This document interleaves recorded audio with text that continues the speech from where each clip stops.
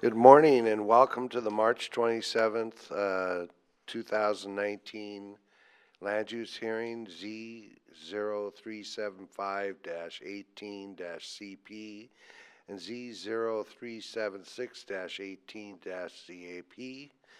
I'll now call to order this meeting and land use hearing and public hearing, and please join me in a pledge of allegiance. I pledge allegiance to the flag of the United States of America and to the republic for which it stands, one nation, under God, indivisible, with liberty and justice for all.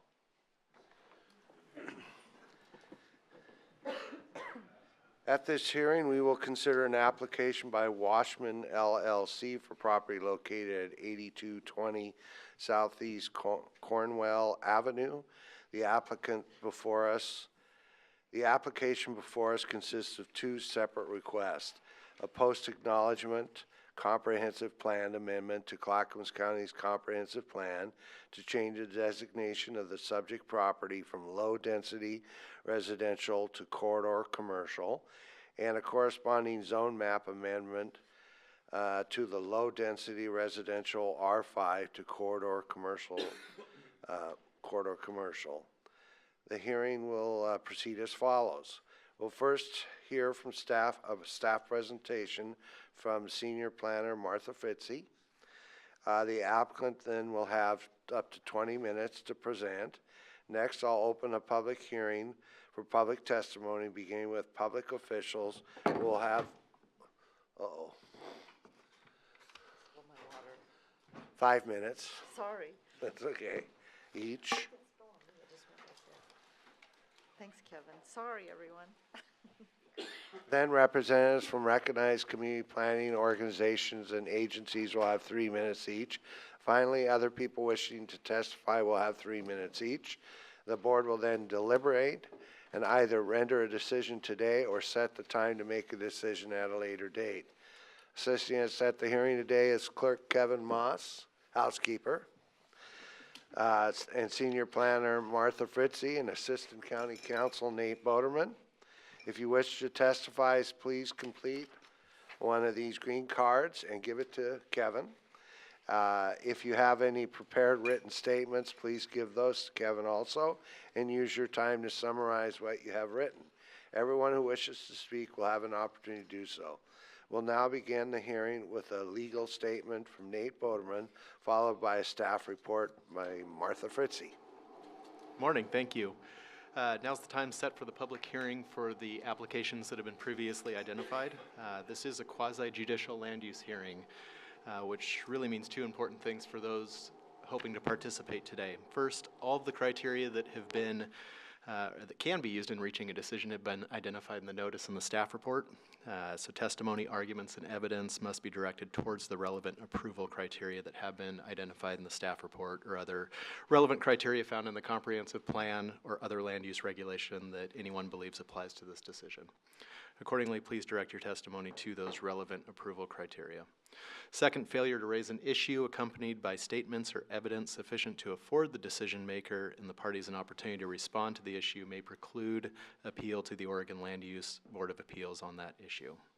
Failure of the applicant to raise constitutional or other issues related to proposed conditions of approval with sufficient specificity to allow the local government or its designee to respond to the issue precludes an action for damages in circuit court.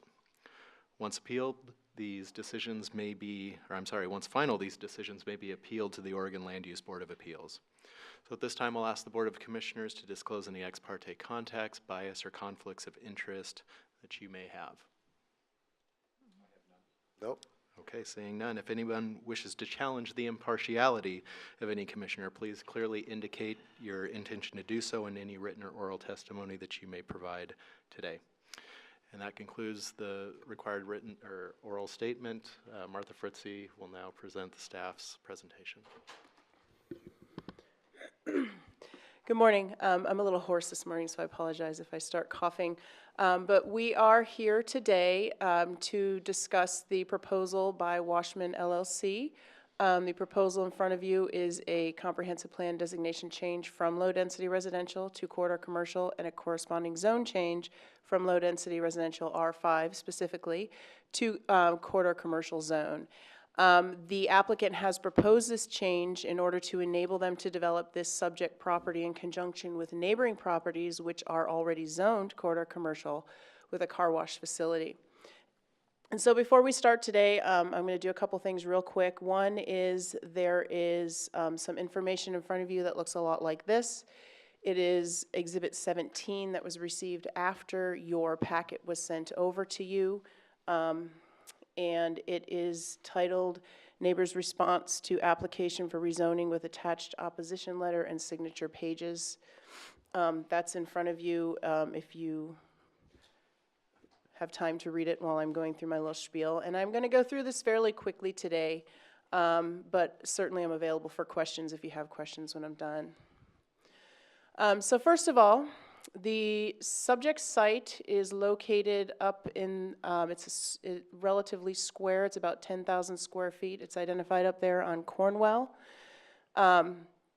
It's proposed to be developed with the neighboring properties as one development site as indicated by the blue rectangle up there. And the important thing to keep in mind again is that the remainder of the site that's proposed for development by Washman is already zoned corridor commercial. They already can develop a car wash on this site. It's an allowed use in corridor commercial. And so today's hearing is really specifically about that small 10,000 square foot, square-ish piece up on Cornwell. It's not about the car wash and whether or not the car wash is an appropriate use for this property. All of that is irrelevant to the zone change criteria. The zone change criteria are specifically listed, and I will go quickly through them. And you just need to keep in mind when you're changing the zoning of a piece of property, you're changing it to a zone that would allow potentially any of the uses allowed in the corridor commercial zone. It doesn't have to be developed with a car wash. Mr. Chairman? Yes. Yeah, since we have this whole packet of new material, I can't read this material and listen to the presentation at the same time, so I'd like to ask one thing. Can we set the material aside, and then after the presentation is done, can we take a 15-minute recess, and then at that time we can read our material before we come back to deliberate? Sure. Thank you. And that way we can hear the presentation and pay attention. Fair enough. Thank you. I talk really fast, too. So this is an aerial photo with the subject site identified sort of in yellowish, orangish, yellow, I guess. You'll see 82nd Avenue along there. Across the street to the west is a lot of commercial development. It's also zone corridor commercial. In sort of the bottom left-hand corner of this picture is the Fred Meyer that's up there on Southeast 82nd. And, excuse me, to the south of the subject properties is also commercial development to the east. To the immediate east is, I believe, 6 units of multifamily housing, and then it transitions into a low-density residential neighborhood to the east. And then to the north, immediately north, is low-density residential, but then along 82nd is also corridor commercial. So there's a big mix of uses in this area, and the zoning line makes sort of a zigzag around this property. It's that brown line that's in the aerial photo. So there are a whole lot of relevant planning, relevant policies and regulations and criteria that a zone change would need to meet. All of these are outlined in the Planning Commission staff report and discussed in some detail. I'm not going to go through every single one of them today. I'm just going to hit the highlights and identify where the significant issues that have come up in the various hearings that have happened so far. So jumping right into the zoning and development ordinance, there are essentially 4 criteria that a zone change needs to meet. The first criteria is that the zone change must be consistent with the comprehensive plan.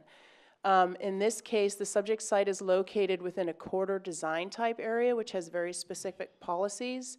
And even more specifically, this subject site is located within the Clackamas Regional Center design area, which has very specific policies listed in it in Chapter 10 of our comprehensive plan. So the proposal in front of you, as noted in the application and in the Planning Commission staff report is consistent with a number of the policies it needs to be consistent with in Chapter 10, including not substantially increasing an existing commercial strip, the traffic, which I'll talk about in a little bit more detail in a minute, and having a historic commitment to a commercial use. When you look at it, the development site as a whole, it can meet that criteria. The proposal, however, is not consistent with a few of the policies, and most particularly in the housing section of Chapter 10. And I will expand on those also in a minute, but generally speaking, it's about limiting expansion of commercial zoning into residential areas and no loss in housing capacity. The second main criteria that a proposal for a zone change needs to meet is that it must demonstrate that public services are available and sufficient for development under the new zoning designation. This is generally done through a statement of feasibility from the local service providers, all of which were provided and have indicated that the services are available and sufficient. And then the last two deal with the transportation system. When you're looking at a zone change, you must demonstrate that the transportation system is adequate, and you also must demonstrate that the safety of the transportation system is adequate. And under state law, under the transportation planning rule, it outlines the specific methodology in which you need to do this.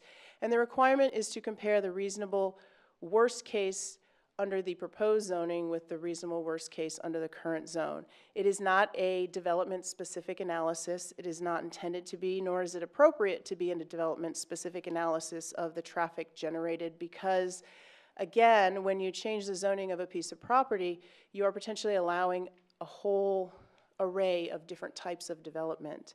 And so the transportation study that was provided by the applicant demonstrated that it did meet these all of the requirements under the transportation planning rule and under number 3 and 4 listed up there in our comprehensive plan. I think, again, it's important to keep in mind that as this moves forward, if this moves forward, the car wash, any development in a commercial zone needs to go through a design review permit. And through design review, that is a site-specific, development-specific assessment. Lots of things are looked at in that process. Requirements for landscaping, buffering, looking again at the transportation system and looking at impacts of the specific development. Those are all things that would have to be done before a car wash was developed, either on this entire site, if the zone change is approved, or on the part of the site that's already zone corridor commercial. The specific traffic transportation system requirements for a zone change are not that. They have been met, and ODOT has concurred that the analysis that was provided met the standards under what is required under the transportation planning rule.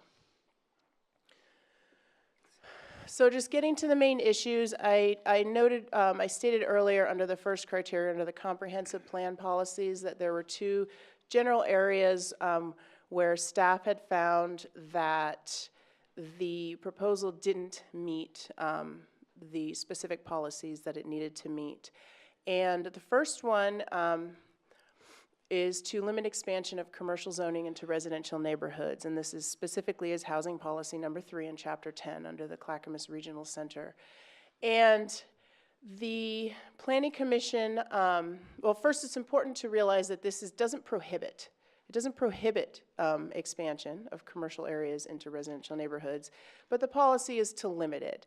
And so at the Planning Commission hearings, there was a lot of discussion about this issue, and there was some concern that allowing this change would in some way open the door to other residential areas being changed to commercial.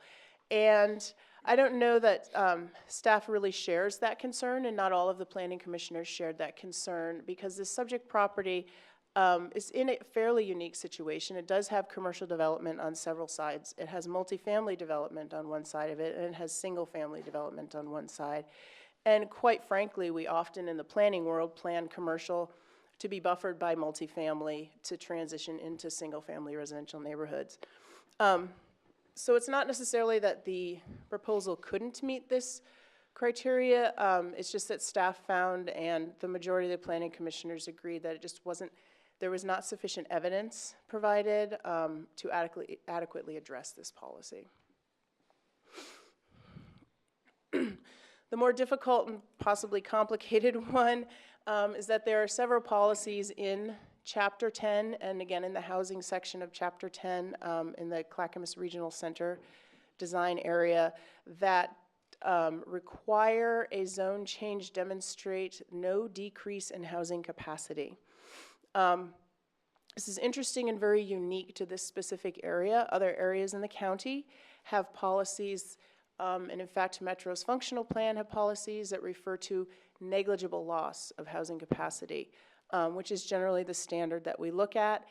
However, because there are such specific policies for this area, the standard is not a negligible housing loss. It very specifically states no decrease in housing capacity. There again was a lot of discussion at the Planning Commission about this issue and about these specific policies, and it's listed on pages, I can't see it, 3 to 4 in the board staff report is the wording of the actual policies. It is staff's interpretation that it is very directive. It very directly says that any application for a change in land use plan designation within the Clackamas Regional Center will be accompanied by a demonstration of how an equal amount of housing capacity is replaced on another site or constructed on the site as part of a mixed-use development. And it's further directive that requires approval of a design review application or any other applicable land use permit for the required amount of replacement housing on a site in a commercial or office district. It's a little bit hard to get around those specific policies arguing a theoretical capacity. There were several planning commissioners who were willing to go there, but ultimately the majority of the planning commissioners agreed that this really needed to be read in a literal way, and it means no decrease in housing capacity. And so you'll recall that this property is zoned low-density residential. It's an R5 zone.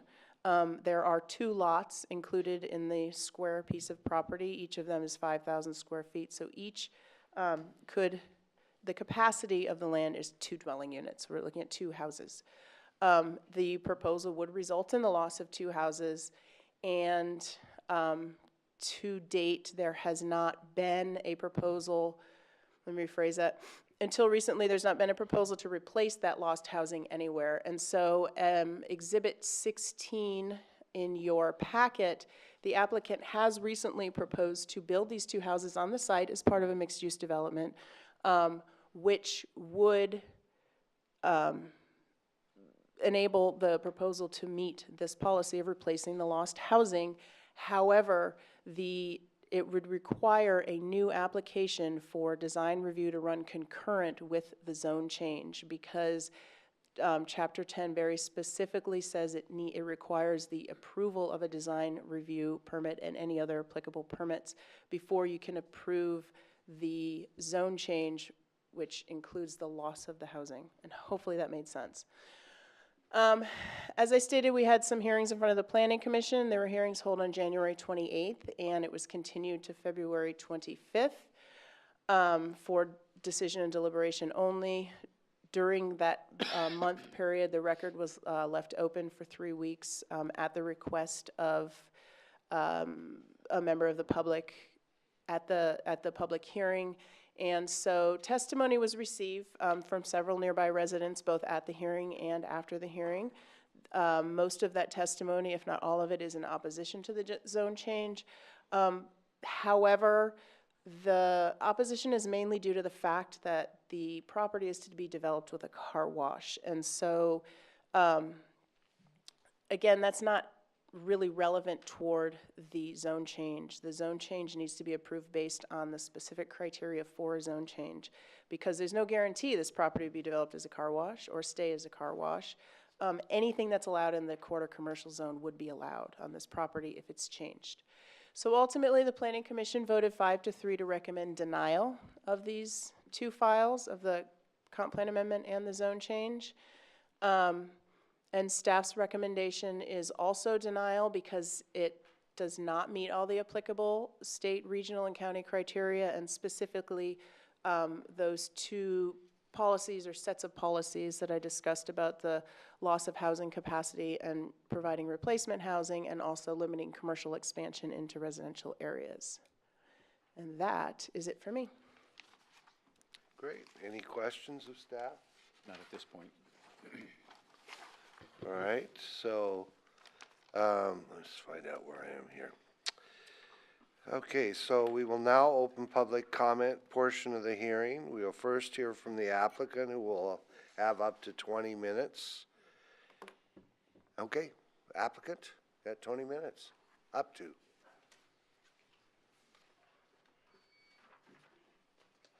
Morning. Good morning. My name is David Tarlow. I'm the CFO for Washman. And I'm here with our attorney, Ty Wyman, the managing member of Washman, Mark Hanna, our planning consultant, Peter Fry, our engineer, Dan Simmons. And our goal today is to provide evidence to support a zone change on the small parcel of land adjacent to our proposed car wash facility. And that zone change will enhance the safety and the functionality of our development. And so hopefully after you hear our testimony and look at all this, you'll support that position. So now I'll turn it over to Peter Fry.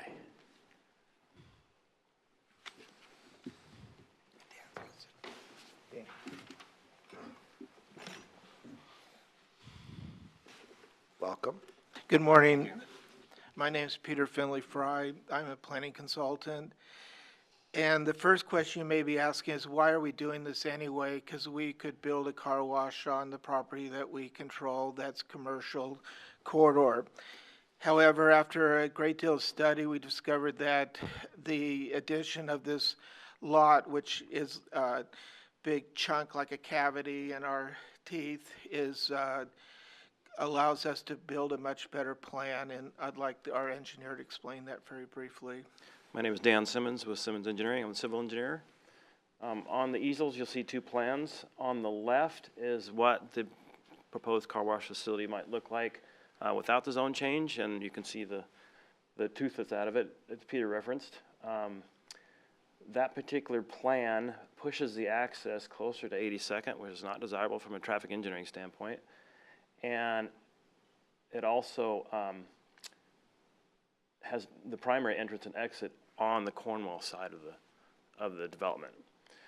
The plan on the right is what it would look like if there was a successful zone change that moves the driveway much farther away from the intersection. It also allows us to reverse the flow.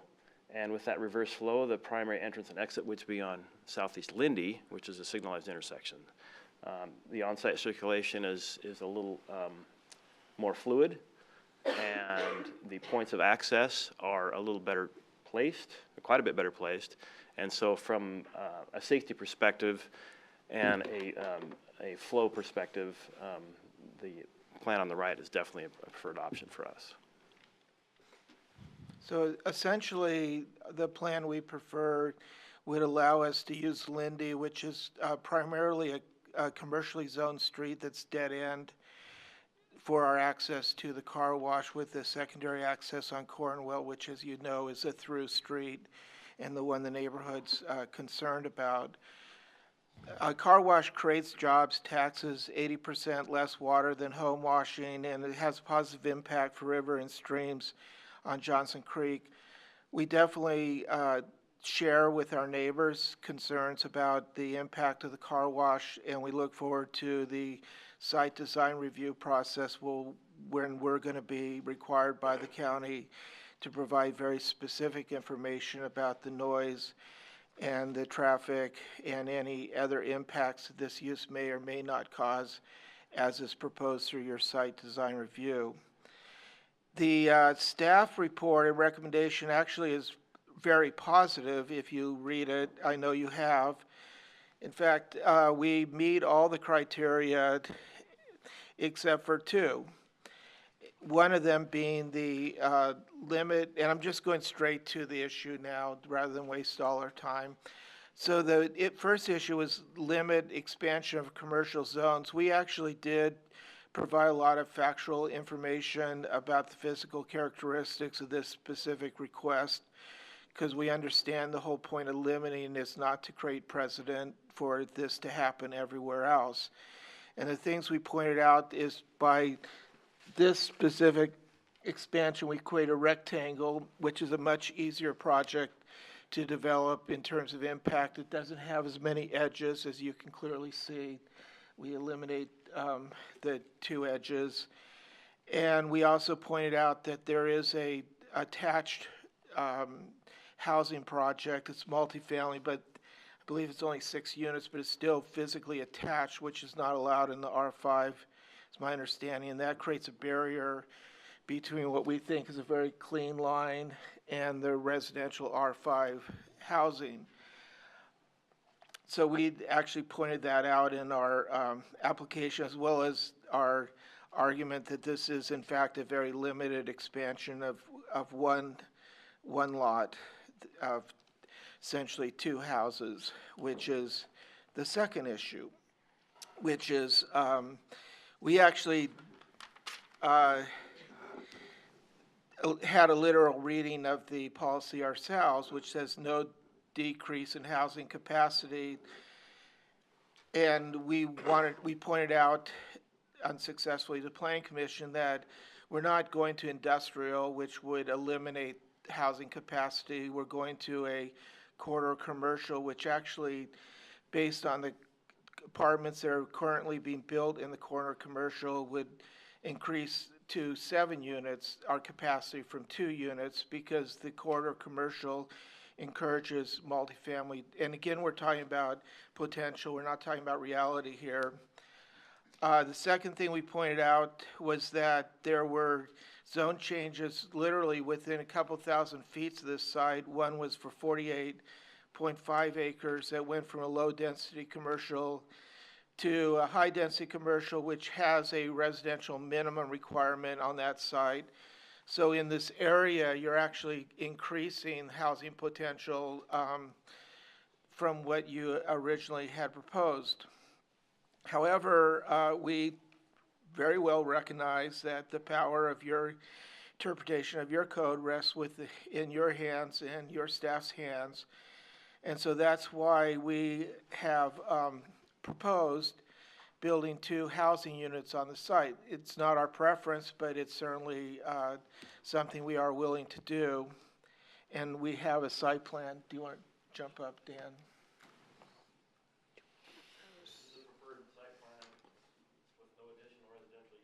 this is what it might look like with a couple units placed in the corner. So that actually technically meets your code, because the code provides different ways to meet this criteria. And again, we would agree with staff that this is a criteria which is rare to find in a comprehensive plan, because normally comprehensive plans have objectives and policies, and zoning codes have criteria, but this is one. So we're here to ask that you approve the comp plan zone change so that we can move forward into the process of getting approval through the site design review for the car wash, including mitigation of all of the impacts that the car wash may or may not cause. Alternatively, if you feel that the 2 units are 2 units that have to be replaced physically, we are prepared to do that. And so we're asking as a second option that you put this comprehensive plan zone change on hold, which you're allowed to do because comprehensive plans do not have a timeline associated with it. And then we would have a tentative that you would approve the zone change, because obviously we don't want to go forward through a very expensive, time-consuming process for failure. And then we will go into the site design review process for both the 2 units and the car wash. We will meet and work with the neighbors and work through that process, which, as you know, goes to the design commission, but is appealable back to you. So all this stuff can come back to you.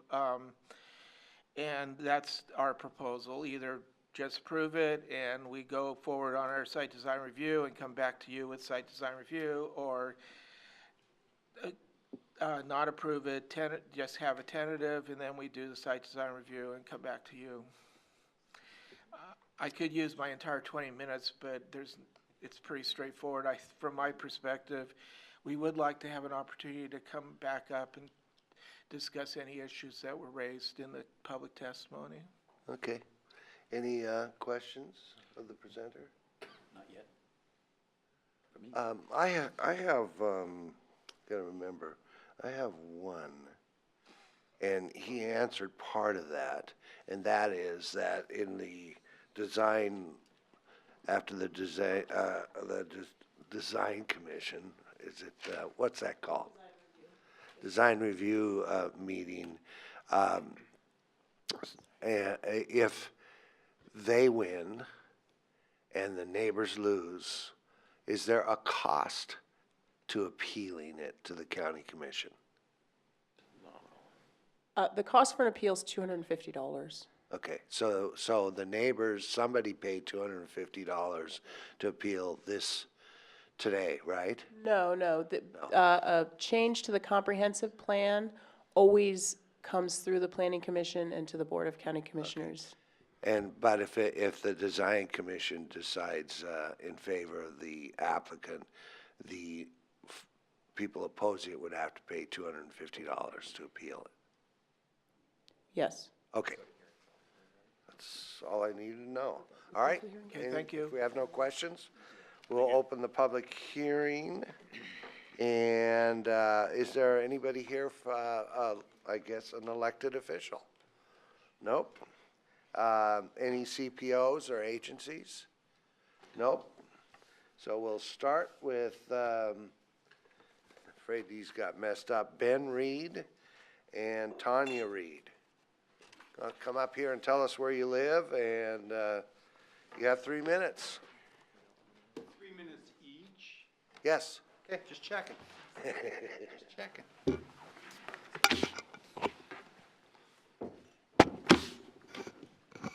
So you want to know where we live? Yeah, just generally, we don't need that. We live on Garden Lane, which is behind the proposed area. Okay. Is that good? Yep. You ready? Yep. All right. Does the car wash benefit the immediate neighborhood? No. Increased traffic up to 100 cars an hour, that is 1.7 cars every minute. These cars will either block traffic on 82nd or they'll use Cornwall Garden Lane to get to Fuller Road. The car wash is not a critical utility for adjacent residential uses, as stated on page 3 of their initial application dated July 31st, 2018. I have lived in Garden Lane for over 20 years. It is not critical to me. Increased noise. Car idling, the blower to the dry the cars, the vacuums, even if underground, will still be noisy. Will the car wash increase the property values? If anything, property values would decrease. These issues do not improve the neighborhood in Clackamas County. Does the car wash help the environment? No. They state that it will allow the public from using water to wash their vehicles, including surface or groundwater. There are at least 6 car wash businesses within a 10-minute drive. The 100 cars an hour idling will increase air pollution. The issue will not improve the environment of Clackamas County. Does the car wash improve traffic flow on 82nd? No.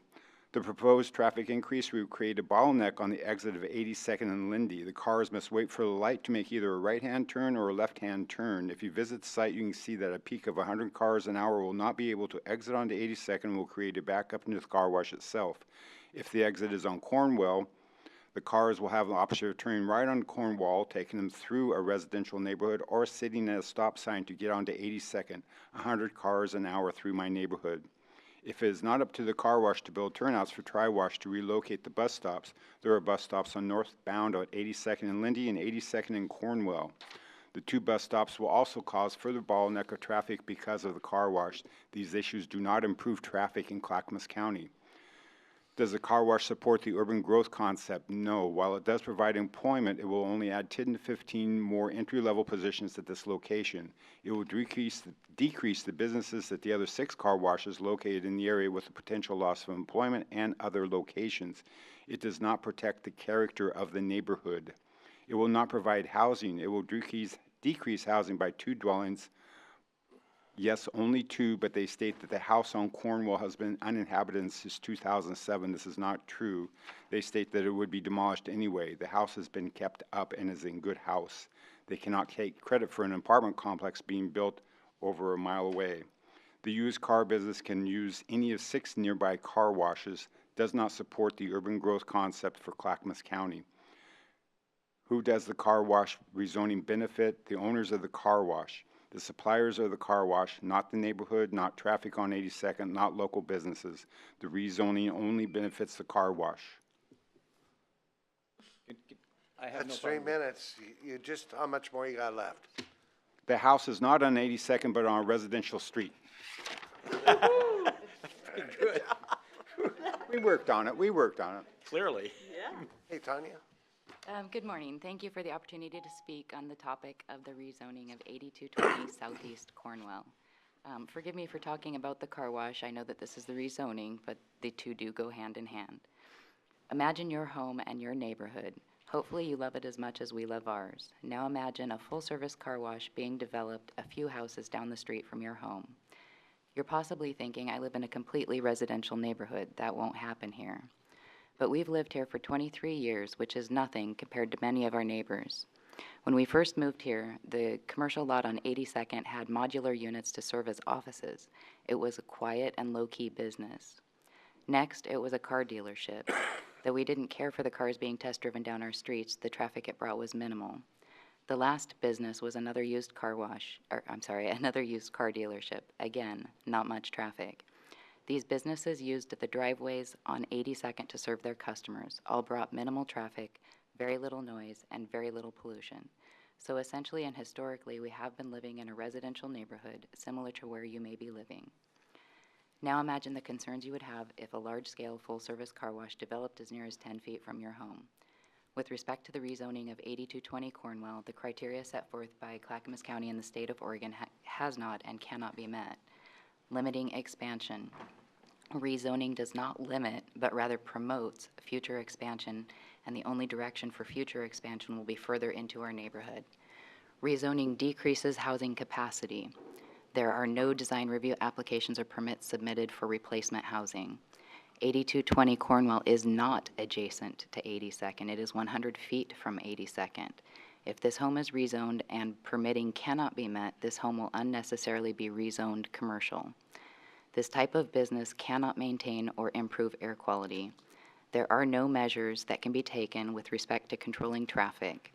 Going from an average of 4 cars an hour to a potential of 100 cars an hour is dangerous. There simply is no market, demand, or need for a 4th car wash on 82nd within 3 miles. Thank you for your time. I can keep talking. She said she could keep talking. Any questions? I have a question for Martha. I don't know if now's the time or if we If want to wait it's till real- after all the public testimony. Maybe after all the public testimony. Okay. Thank you very much. Thank you. Got Kathy Barnett and Crystal Gardner. Good morning. Good morning. Who are you? I am Kathy Barnett, and I live on Garden Lane. How about Crystal? Come on up. Come on, Crystal.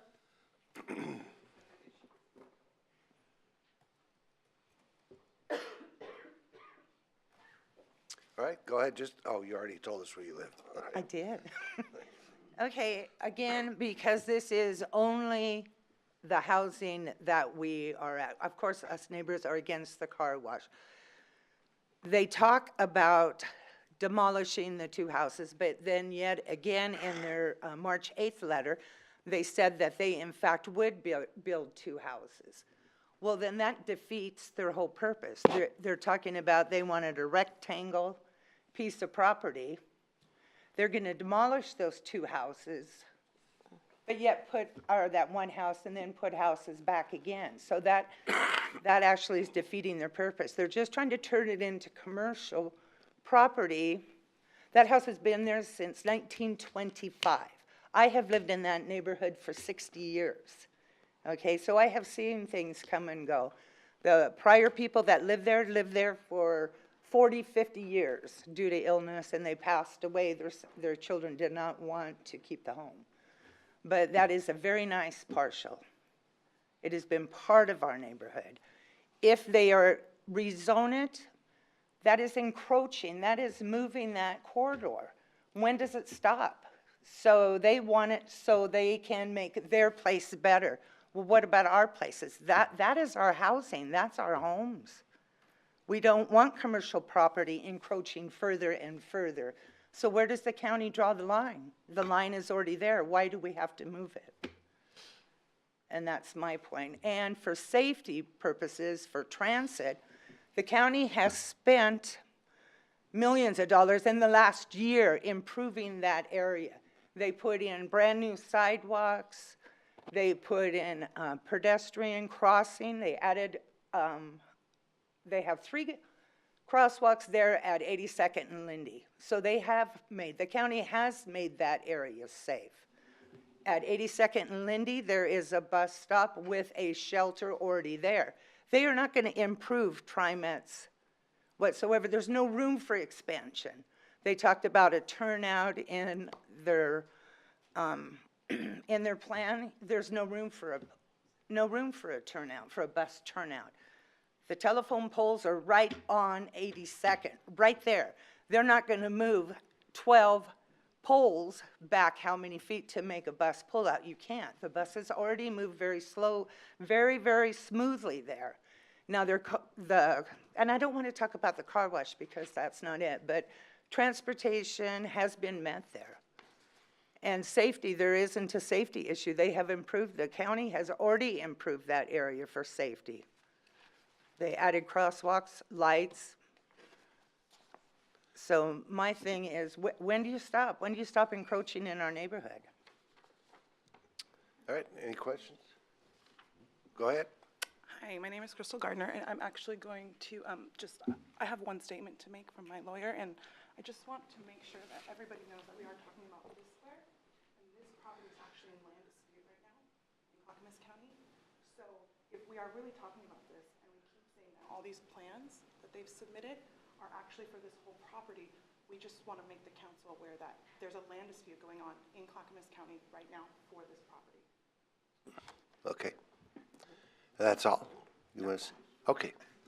Thank you. Is this the urban renewal area? Yeah. Yes. Yeah, I thought so. Nadine, and Tim.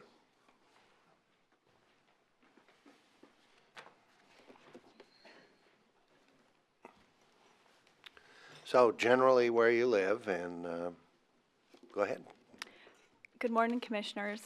My name is Nadine Hanhan, and I reside on Cornwell Avenue. So I'll make my points brief. I just wanted to highlight a few issues that have pretty much already been raised, but I really wanted to kind of elevate them today because I feel that they may have been somewhat glossed over just with the enormity of evidence presented.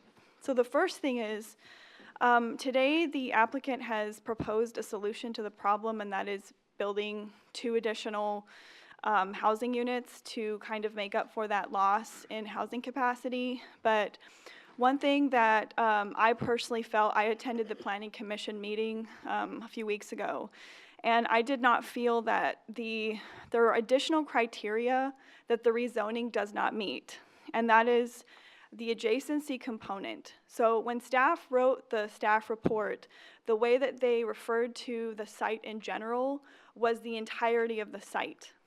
And so if you view the entirety of the site as one piece, it is adjacent. But what we're talking about is this small parcel that is not adjacent. And so there are other kind of criteria where you can read throughout the staff report that when you're referring to that small parcel, it's only viewed as sort of that small parcel, so the traffic study is an example of that. However, in my view, there was some inconsistency around the phrase site. And so I don't think that, despite the solution that has been presented today, I believe that there's additional criteria that the site doesn't meet just by virtue of it being not adjacent to 82nd. And the encroachment component that Ms. Fritzy talked about today.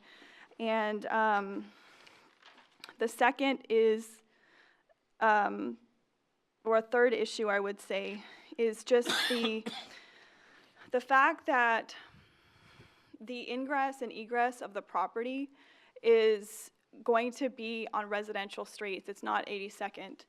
I'm not super familiar with the other Washman properties, but I do know that the ones that I have visited avoid residential areas, and so I would like to see additional evidence as to how, like, if there's any other Washman properties that do go in and out of residential areas, what that traffic is like and how that impacts the neighborhoods, because I haven't seen anything like that. So anyway, I just wanted to bring those issues to your attention today. Just, again, the additional criteria that I did not feel was fully fleshed out at the Planning Commission meeting, and just kind of like the nuances of the property in general. That's it. Thank you. Go ahead. Hi, my name's Tim Caton. I'm the new guy on the block. My wife and I have just moved into our house a year ago next month. We really like our block, and we had no idea that any of this was happening while we were putting our bid in. So about 2 months later, after moving in, it was quite a shock to hear that this was all popping up. You can imagine our bid on the house might have been a little bit lower. At any rate, we love our neighborhood, love the neighbors. My wife was concerned, so she's at work right now. I have to speak on her behalf. She was concerned about the water runoff. And the one thing I've noticed in my year of living here is that folks going south on 82nd and trying to take a left onto Johnson Creek to get to 205 going north or south, quite often we'll just take a left through Cornwell anyway, because waiting on that light takes forever. So throwing in a car wash is undoubtedly, you can say whatever you want. I know it's got nothing to do with traffic or anything because this is about zoning, but it is a fact, and traffic affects us as neighbors quite a bit. And just one more thing, we've already got a car wash. There's Ray's that's been there since 1965 apparently.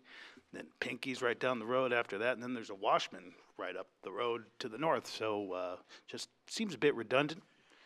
And yeah, a little nervous, but I just had to put in my 2 cents there. Thank you. All right, any questions? All right, thank you. Did you guys have anything to add or address their concerns? I don't know that we normally have a rebut, but they didn't use much time, so I guess it's up to me. I think we do, yeah, we usually give a chance. It's not in the script. Everybody's heard, it's fine. Okay, go ahead. It's Peter Finley Fry again.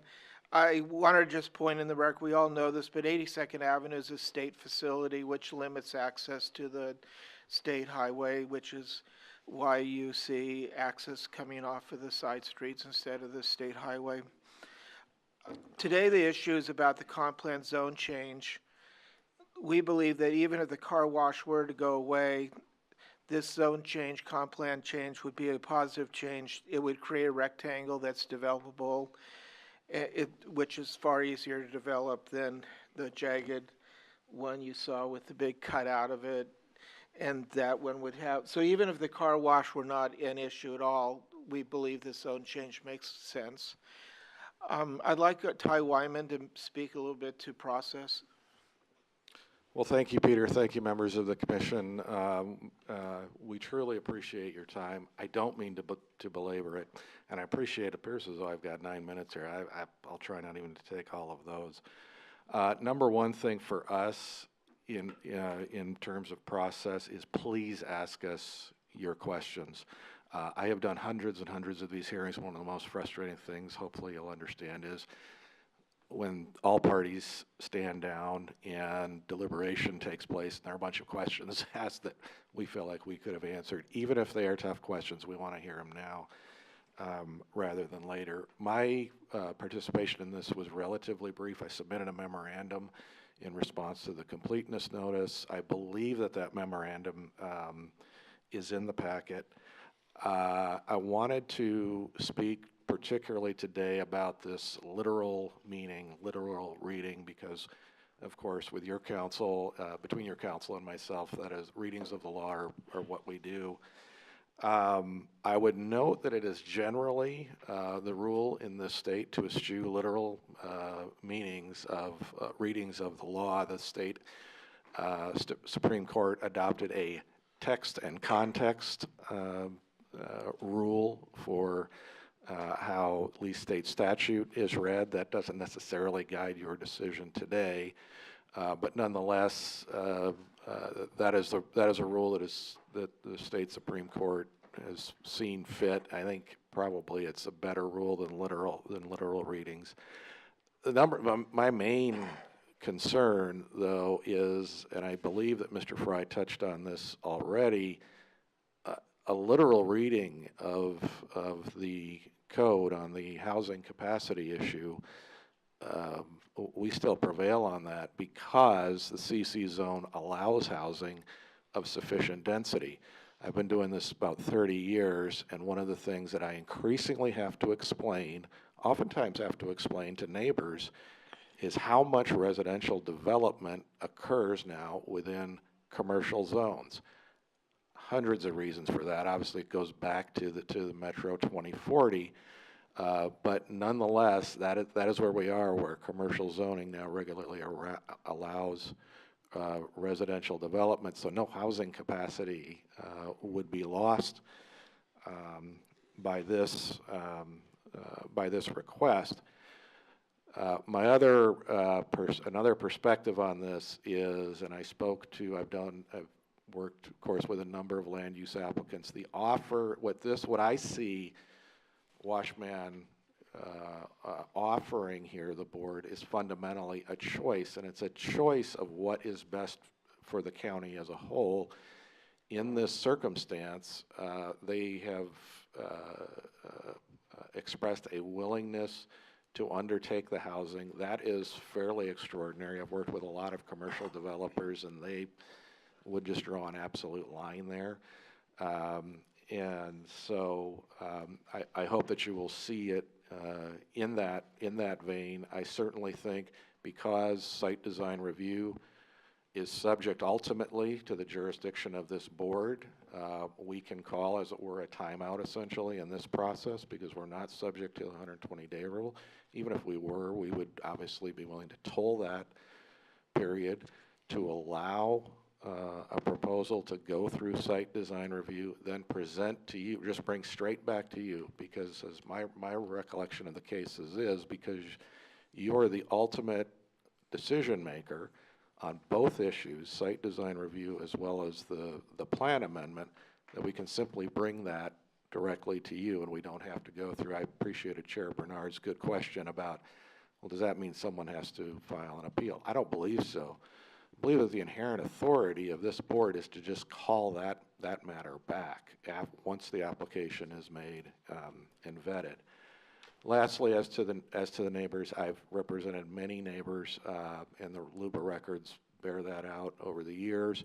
Absolutely appreciate and understand their passion. I think to a large extent what I heard was asking you essentially for a text amendment that would eliminate or delete the allowance for car washes in this zone. That's clearly not where we're at. And the other thing is, I remember my best friend growing up was two doors from the old Robo Wash, and we're talking the 1960s, and boy, let me tell you, you heard that thing at 2 and 3 at the morning. This is not your grandparents' car wash, and I think we all understand that. We all understand that, unfortunately, we need car washes. We're going to have cars. They do need to be washed. But the operation that Washman runs, I assume that folks here have been to a Washman. It is modern. It is, as Peter said, this is far better than having folks hose down their car in their driveway. So again, if you have questions for us, please ask. Do appreciate your time and attention today. Thank you. Okay, any question of the presenters? Ken? Well, not so much of the presenters, but of staff, and then after this one question, I'd like to spend that time to read the material. Did you have any questions of the presenter? You had staff questions, though, right? It's been answered, so. Okay. Thanks. All right, so I'll turn your light off. I turned it on Oh, for you. thank you. All right, thank you. So we have questions of staff.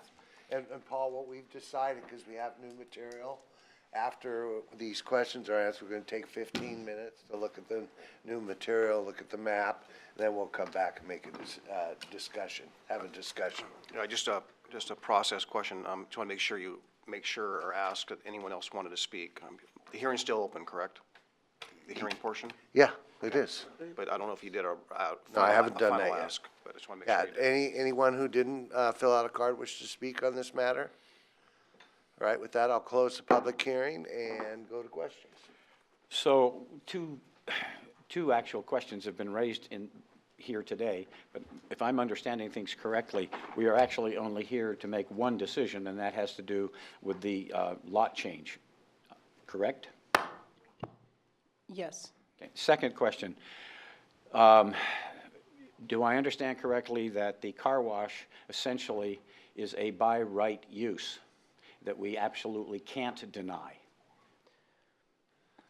So the car wash is an allowed use in the corridor commercial zone. It's required to go through design review and needs to meet certain design standards. So I suppose if it can't meet those, we could deny it.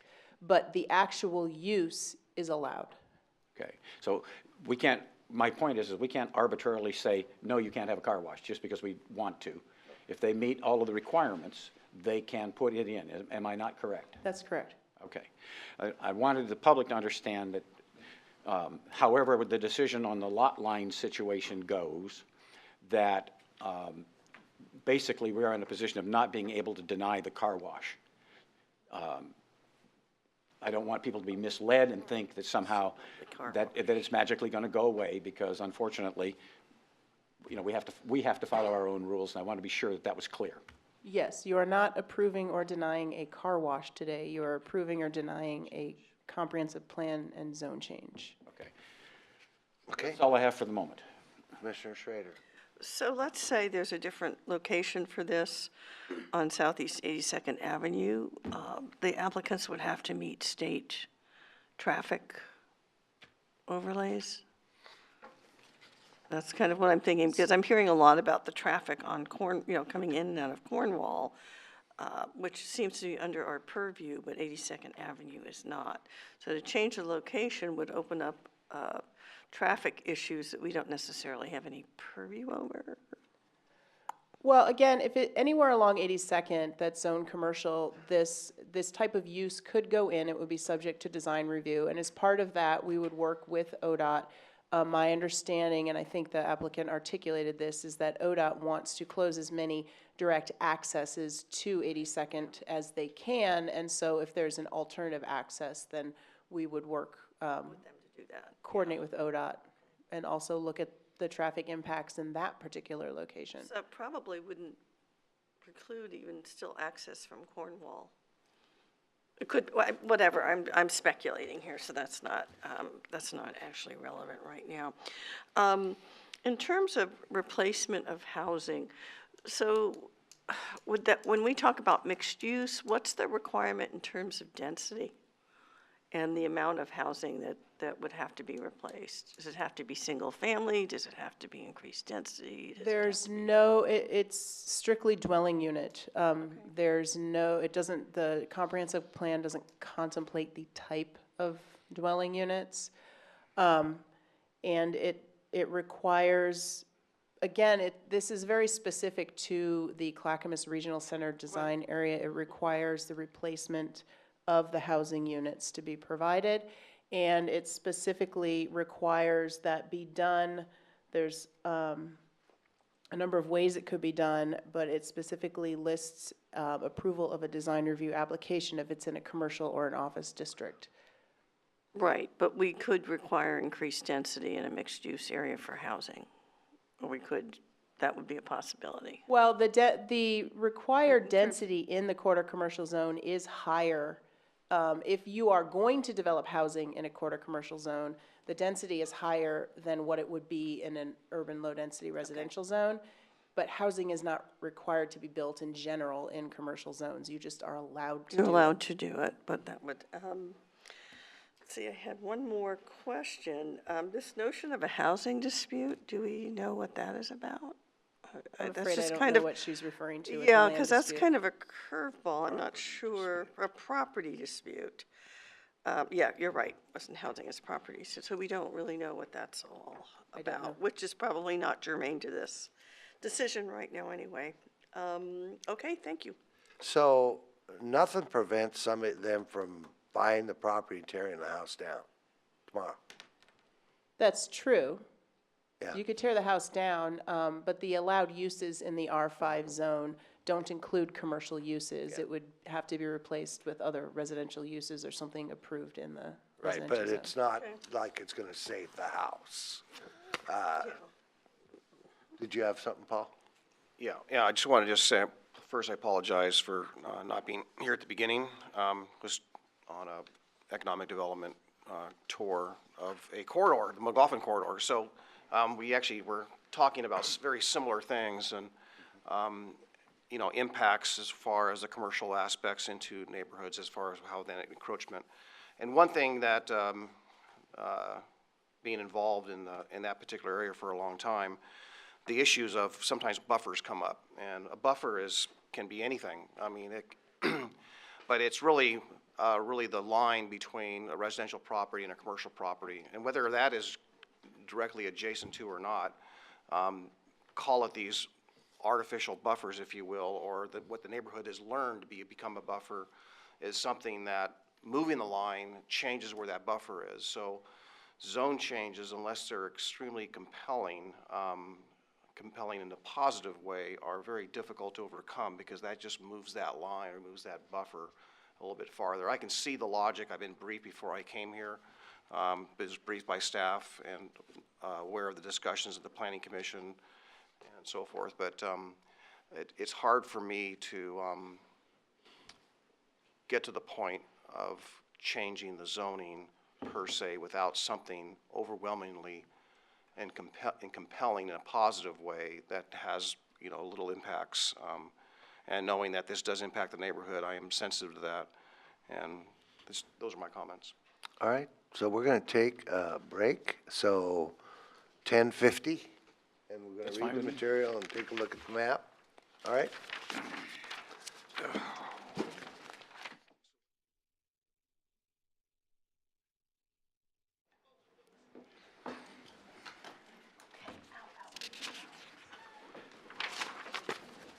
All right, looks like the camera's back on, must mean we're up. So at this point, we're going to deliberate and consider a motion. And who would like to speak first? I will. So 82nd Avenue is an area that is currently being considered, perhaps, in the Metro T2020 plan for potential redevelopment or improvement on 82nd Avenue, as is McLaughlin and as are a lot of areas. 82nd is not a county road. We probably didn't do those improvements.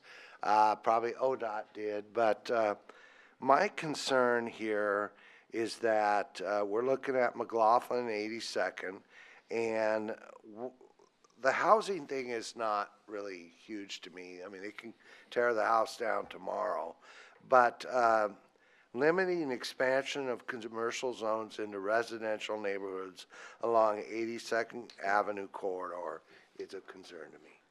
And so that, for me, that's the biggest concern. Now, I'm very familiar with car washes. They actually do clean the water much better than it would be if you washed your car in the street. The vacuums are pretty loud, and so, but that is my only real concern on this. And it'd be great if the neighborhood and the potential developer had gotten together ahead of time, maybe discussed how this This project could have been improved, but for me, I'm probably gonna not, or deny it because of that commercial zone into residential neighborhood. Anybody else want to comment? Oh, your light's on. Sorry, Ken. Well, I took the time to read the material, and virtually all of the material here is in opposition to the car wash itself, but that is not the fundamental question that we're here to address. And as I pointed out earlier, essentially, the car wash is a by right use in a commercial area. So assuming that the company meets the demands of our planning and zoning departments, they're going to have the right to do this use on that property, and we cannot say no. And I don't want the public to be misled or think that we can. That being said, the testimony that I heard today was not compellingly different than what I think the Planning Commission has already heard. It doesn't suggest to me a compelling reason to change or reverse the Planning Commission's decision. So I'm going to stick with the Planning Commission's decision at this point in time. And the encroachment into residential areas is a concern. So I'll leave it at that. Say so. Well, so then let's entertain a motion. Well, I would move to deny the petition. Been moved and seconded to design, I gotta read the specifics. Moved and seconded, I gotta find it just a